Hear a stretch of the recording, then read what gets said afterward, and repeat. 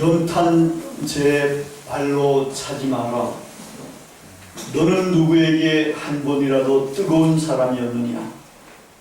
자신의 몸뚱아리를 다 태우며 뜨끈뜨끈한 아랫목을 만들었던 저 연탄재를 누가 발로 함부로 찰 수 있는가?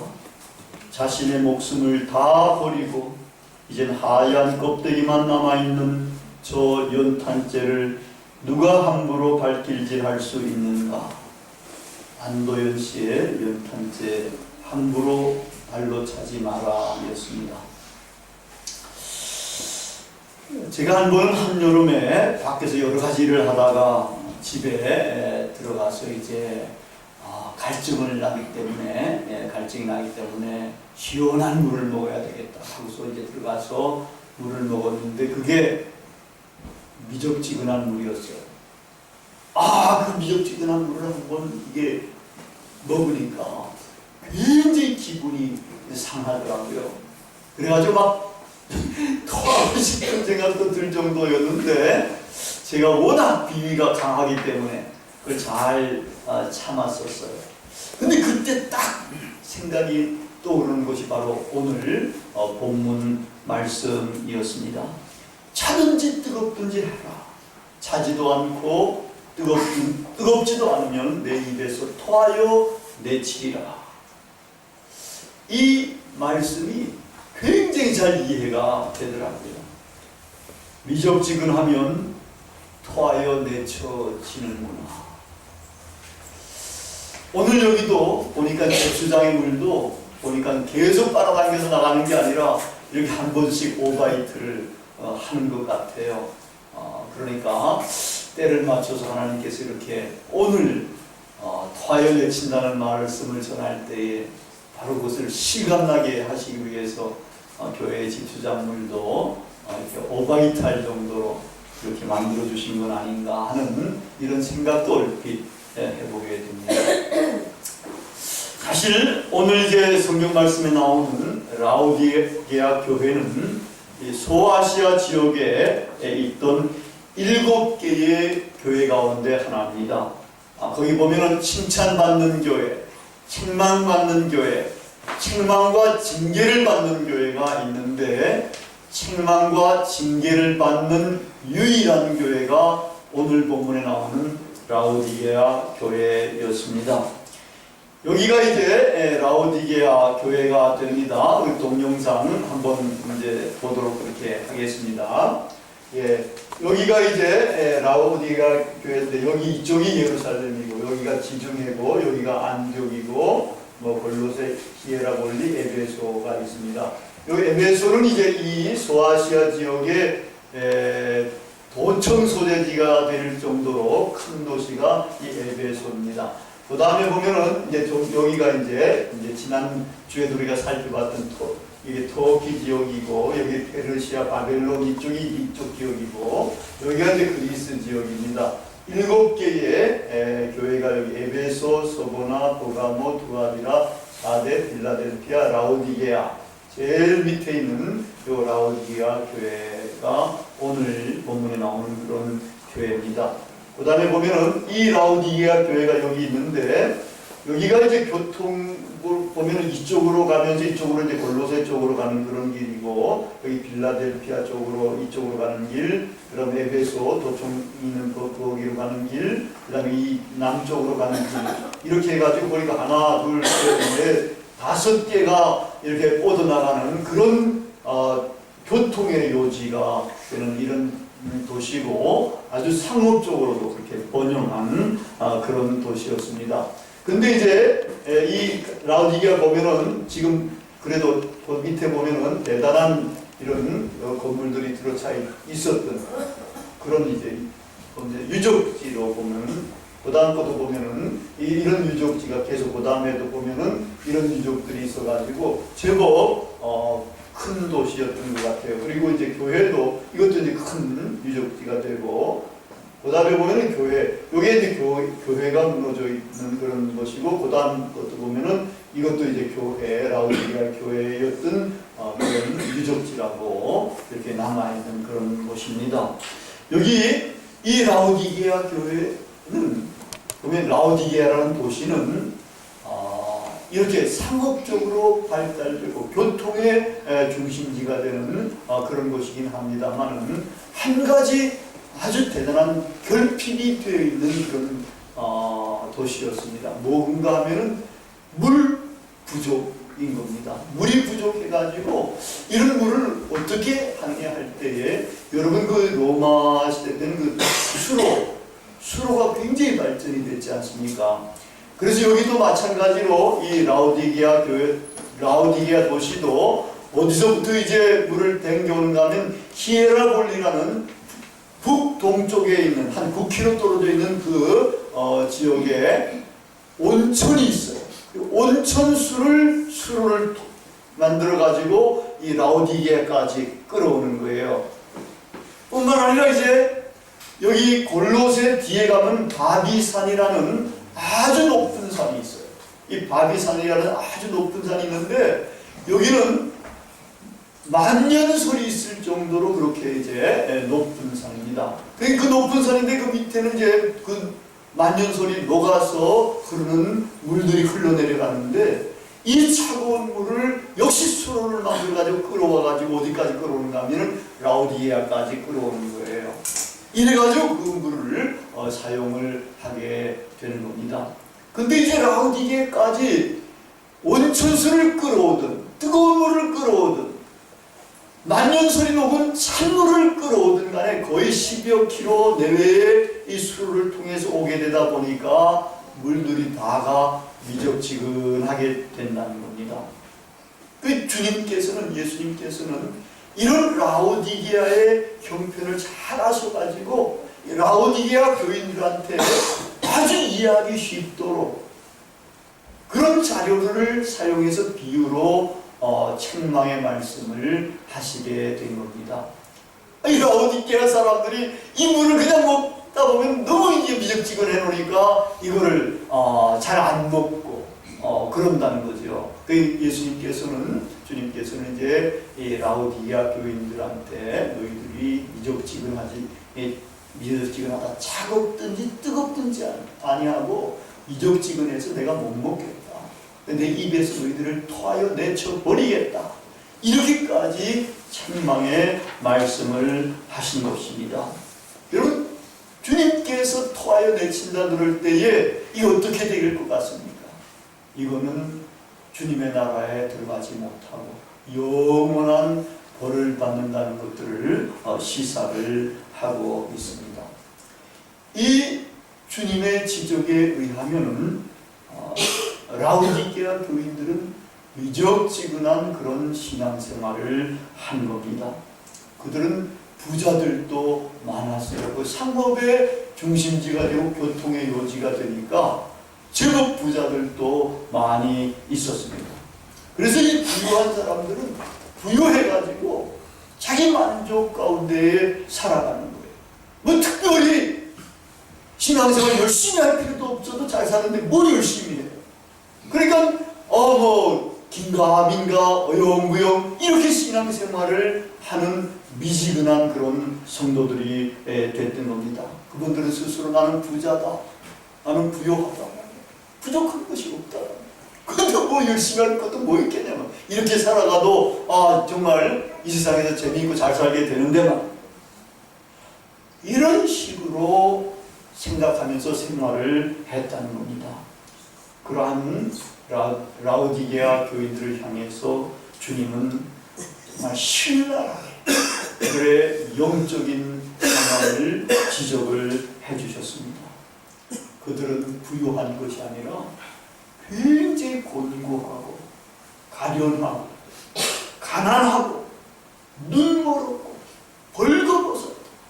그런데도 수치도 모르고서 지금 그렇게 자기들이 이제 자기 만족 속에서 그렇게 형편없는 신앙생활을 하고 있다. 이렇게 주님께서는 지적을 하신 것입니다.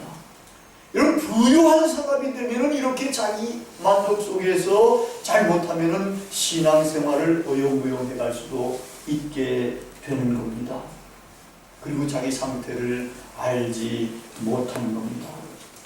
근데 제가 가만히 보니까 이건 부유한 사람들만 그런 것이 아니더라니까요. 부유한 사람들만 그런 것이 아니라 정말 부유하지 못한 사람들조차도 이렇게 어영부영한 신앙생활을 하는 사람들이 제법 있다. 여기는 자기 만족이 아니라 자기 포기 가운데서 그렇게 신앙생활에 열심을 내지 못하고 미적지근한 신앙생활을 하는 사람들이 많이 있다는 겁니다. 지금 한국의 젊은이들 가운데 자기 포기하는 사람들이 얼마나 많습니까? 그래서 N포 시대, 처음에는 3포가 나오더니 5포가 나오더니 그 다음에 여포가 나온 줄 알았더니 N포가 나오더라니까요. N포 시대 때가 나 살아가는 이런 사람들이 많아서 포기하니까 뭐 열심히 해보려고 생각조차도 하지 않아요. 그래서 그런 사람들 역시 라오디게아 교인들처럼 가련하고 처량하고 가난하고 눈멀었고 헐벗은 그런 영적인 상태에 들어갈 수가 있게 됩니다. 근데 예수님께서 이런 영적인 상태를 지적하시고는 그대로 놔두신 것이 아니라 그걸 이겨낼 수 있는 세 가지 처방전을 이야기를 하시는 거예요. 이 처방전이 지금 우리들에게도 똑같이 적용될 수 있는 그런 처방이라고 할 수가 있습니다. 첫 번째 보면은 불로 연단한 금을 사서 부요하게 해야 됩니다. 우리가 신앙생활을 하다 보면은 여러 가지 연단을 받을 수 있어요. 시련과 어려움과 역경 가운데서 연단을 받게 되는 겁니다. 연단을 받을 때에 여러 사람들은 물러가서 침륜에 빠지기도 합니다. 신앙을 포기하기도 합니다. 근데 이런 연단을 이겨내야 합니다. 이거를 굳건한 믿음을 가지고 이겨내야 구원에 도달하는 것입니다. 그래야 그것이 연단한 금이 되는 것입니다. 불로 연단한 금, 얼마나 연단이 많을지도 모르는 겁니다. 우리의 사회가 이게 하나님의 나라가 이루어진 사회가 아니고 이 사회는 아직도 악한 세력들이 주장을 하고 영향을 미치는 그런 사회이기 때문에 우리가 이런 사회에서 승리에 살아나가기 위해서는 여러 가지 역경과 시련과 환난을 이겨내야만 되는 겁니다. 이거를 이겨내는 믿음이 바로 불로 연단한 금이 되고 그 믿음을 통한 구원에 대한 확신을 갖고 있는 것이 금이 될 수가 있는 겁니다. 우리도 이러한 불로 시련한 연단을 한 금을 사야 되는 겁니다. 굳건한 믿음을 가지고 구원에 대한 확신을 부여잡고 날마다 씨름하면서 승리하는 그런 삶을 살아가야 되는 겁니다. 둘째로 보면은 흰 옷을 사서 입어 벌거벗은 수치를 보이지 않게 해야 됩니다. 흰 옷은 여러 가지 의미를 가질 수도 있습니다만은 요한계시록에서는 성도들의 착한 행실 혹은 어린 양의 피로 씻김을 받은 자, 이것이 흰옷이라고 할 수가 있습니다.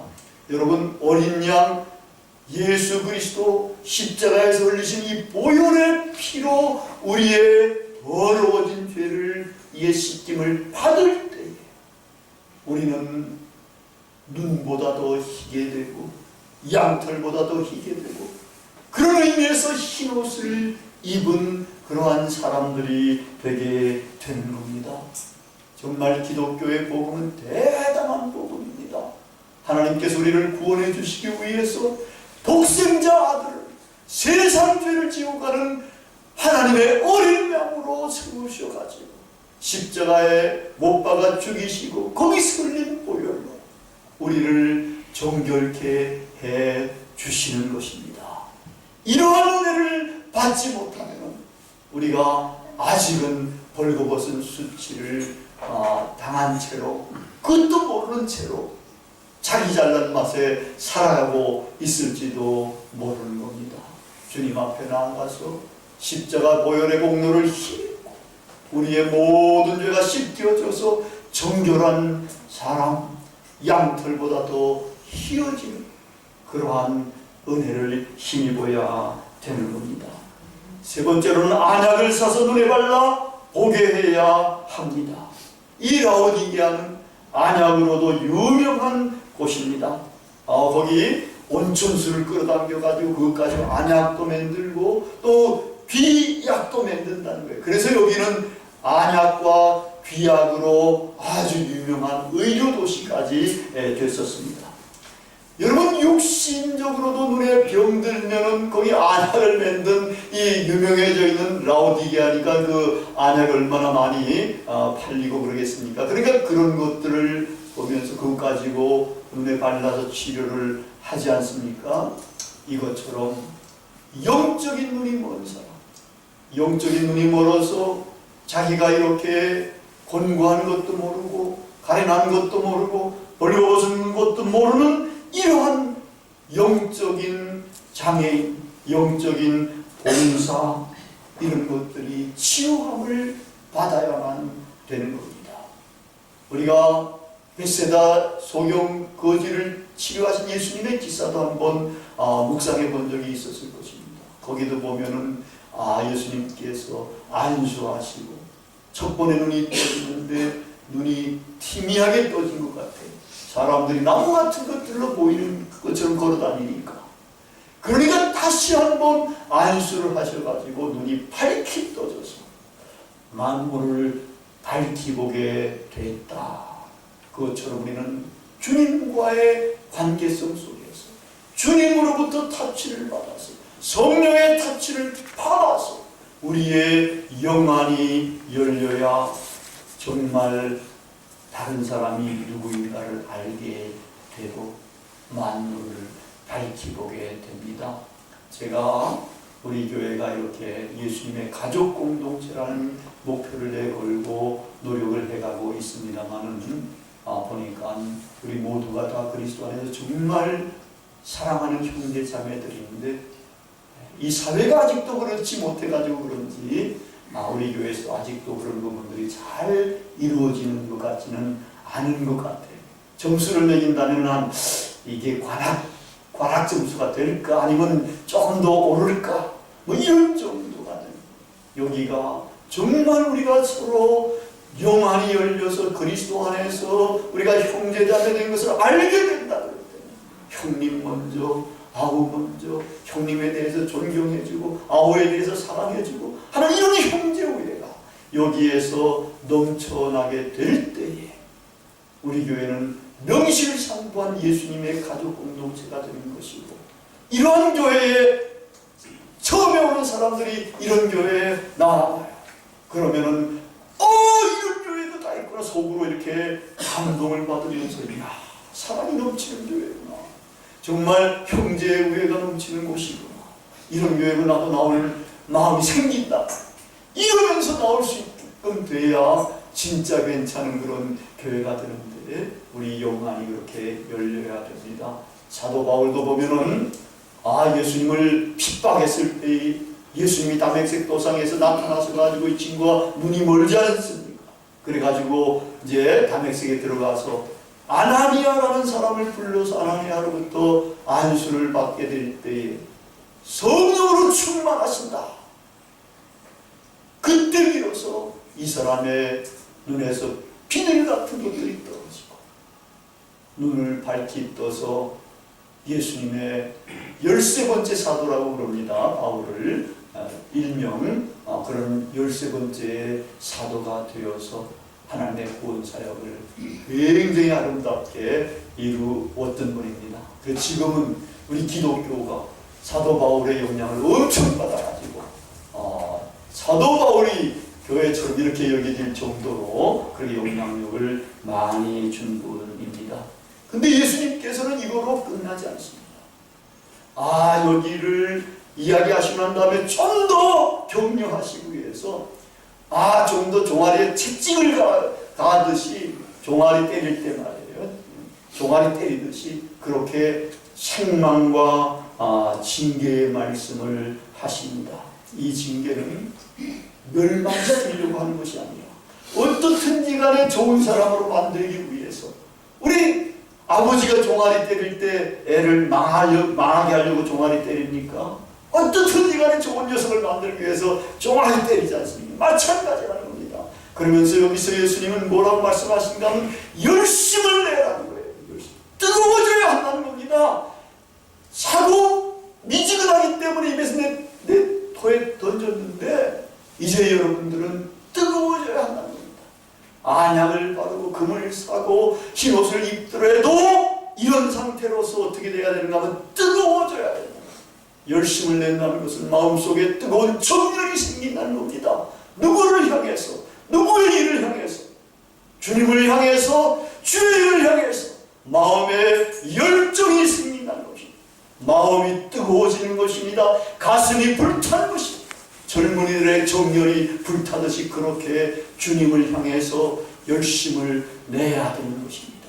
이렇게 열심을 내기 위해서 그 다음에 뭐라고 말씀하신가 하면 회개하라는 겁니다. 회개하라는 것은 우리가 죄를 고백하는 이 정도의 이야기가 아닙니다. 회개는 여기서는 단순 법의 명령으로 이야기하는데 한 번 딱 돌이키는 겁니다. 세상을 향해서 살던 사람, 세상과 하나님의 나라를 위해서 이 양다리를 거쳐가지고 미적지근하게 이제 신앙생활을 하던 사람들이 이런 상태에서 하나님을 향해서, 예수님을 향해서 돌이키라는 겁니다. 완전히 돌이켜서 예수님을 향해서 마음이 불타야 되는 겁니다. 예수님을 향해서 자기를 위해서 십자가에 대신 죽으신 이 예수님을 향해서 이제는 나도 내 목숨을 걸고 주님을 사랑해야 되겠다는 이러한 열정, 우리의 가슴 속에서, 우리의 마음 속에서 불타 올라야 한다는 것. 열심을 내라는 것은 바로 그러한 열심이며, 그 열심이 불타게 될 때에 주님의 교회에서 봉사하고 섬기고 전도하고 구령연에 불타는 이 모든 것들이 가능해지게 되는 것입니다. 주님을 향한 열심을 내야 됩니다. 그리고 마지막으로 이제 주님을 이렇게 열심을 내게 되는 것은 주님을 여러분의 마음속에 영접을 해야 됩니다. 주님께서는 여러분 마음문 밖에 서가지고 노크를 이렇게 하시고 계신다는 것입니다. 이 노크 하시는 주님을 여러분들의 마음문을 열고 주님으로 영접하게 될 때에 이런 사건들이 이제 일어나게 되는 것이고, 그런 주님을 영접하게 되면 주님이 들어가서 그와 함께 먹고 그는 주님과 함께 마시게 됩니다.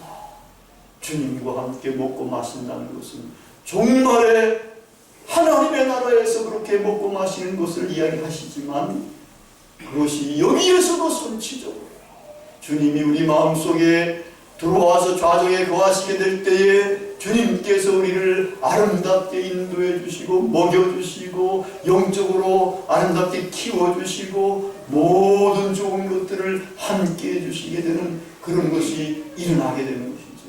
그리고 이제 우리 마음속에 주님이 주시는 기쁨과 평화가 사실은 넘쳐나게 되는 것이고, 그래서 여러분들의 인상도, 여러분들의 얼굴에서 풍기는 이러한 분위기도 정말 기독자다, 주님이 그 마음속에 살아고 하시는 분 같은 그런 분위기를 풍겨낼 수가 있게 되는 겁니다.